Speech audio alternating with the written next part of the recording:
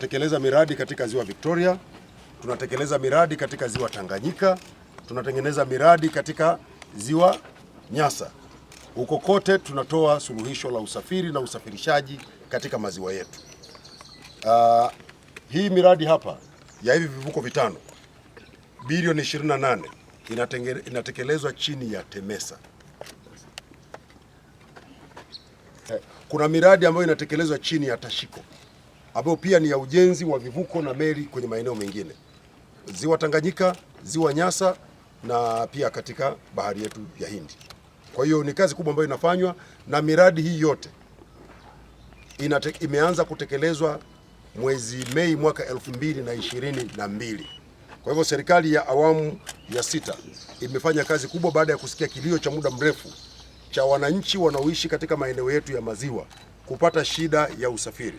Mheshimiwa Rais Dr. Samia Suluhu Hassan, hamna kitu kinamsikitisha kama akiona watu wake wanasafiri kwa mitumbwi, akipokea taarifa watu wamekufa ziwani kwa sababu wanakosa usafiri.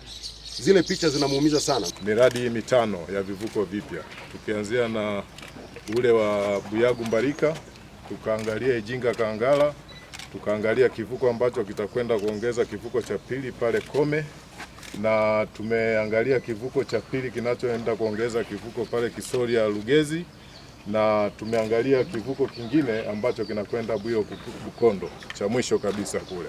Gharama ya ujenzi wa vivuko hivi vyote kwa ujumla ni bilioni 18 za Kitanzania, bilioni 18.6 pamoja na US dola milioni 3.7, ambazo ukizijumlisha kwa pamoja kwenye ujumla tunakuwa tunajenga hivi vivuko karibu kwa bilioni 28.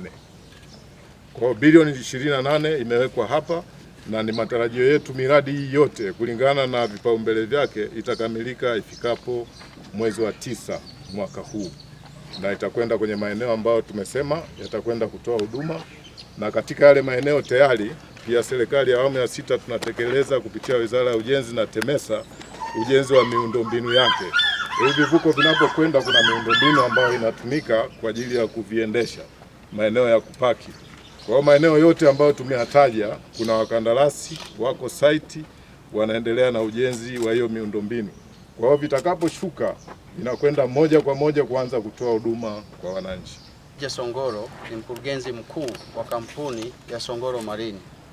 Kama nilivyoongea awali, kampuni ya Songoro Marine ni kampuni ya kizalendo, kampuni ya wazawa, na kwa kweli tunataka kutoa shukrani za dhati kwa serikali ya awamu ya 6, na tunampongeza sana Mheshimiwa Rais Mama Samia Suluhu Hassan na serikali yake kwa kuendelea kuhakikisha kampuni za Watanzania zinapewa dhamana kwenye kufanya kazi ya miradi mikubwa kama hii mfano.